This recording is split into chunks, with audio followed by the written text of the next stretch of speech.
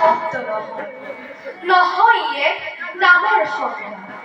সকলো সুখৰ হৈ তুমি আৰম্ভণি, যাৰ পৰশত দুখৰ হয় সামৰণি।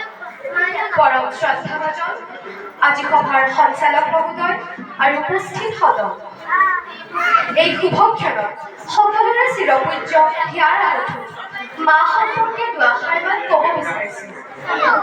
মা শব্দটো চিৰনমস্য আৰু চিৰশাশ্বত শব্দ। সেয়ে মা শব্দৰ গভীৰতা, বিশালতা আৰু আৱেগ অনুভূতি তুলনাহীন। মা শব্দটি শুনাৰ লগে লগে প্ৰাণত এক তীব্ৰ শিহৰণ জাগে। মা শব্দটি হৈছে পৃথিৱীৰ মধুৰতম শব্দ। মা মানে ত্যাগ। মায়ে সমগ্ৰ জীৱনটো ত্যাগেই কৰি আহিছে।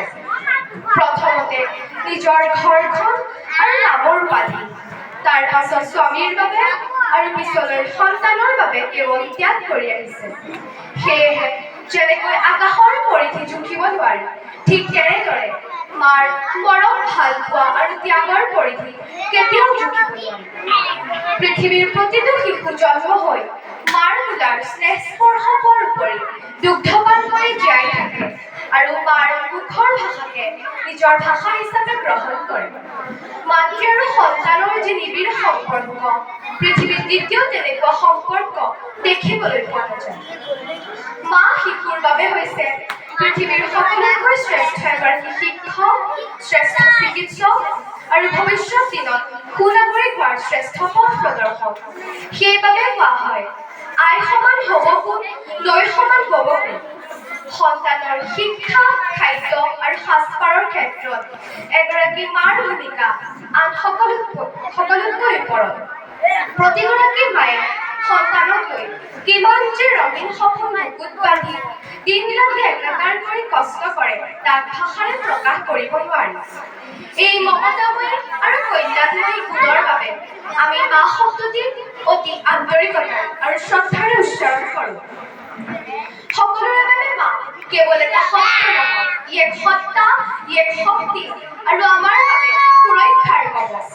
সেয়েহে প্ৰতিটো সন্তানে নিজৰ মাক প্ৰতিময় শ্ৰদ্ধা আৰু ভক্তি কৰা উচিত। দাৰ্শনিক জৰ্জ হাৰ্বাৰ্টে কৈছিল, 100জন শিক্ষকে কৰিব নোৱাৰে এটা কাম এগৰাকী আদৰ্শ মাতৃয়ে অকলে কৰিব পাৰে। সদৌ অজানিতে হৈ যোৱা ভুলৰ বাবে সকলোৰে ওচৰত ক্ষমা বিচৰাৰ লগতে ডক্টৰ ভূপেন হাজৰিকাদেৱে আইকৈ লিখা এটি গীতৰ কলিৰে মোৰ সমবক্তব্য সামৰিব বিচাৰিছোঁ। আইটো কিহেৰে পুজিমে, আইটোৰ চৰণে দুখানি, আয় কিহেৰে পুজিমে তোক, আয় জীয়নী পুজিমে তোক, আয় জীয়নী পুজিমে তোক। ধন্যবাদ।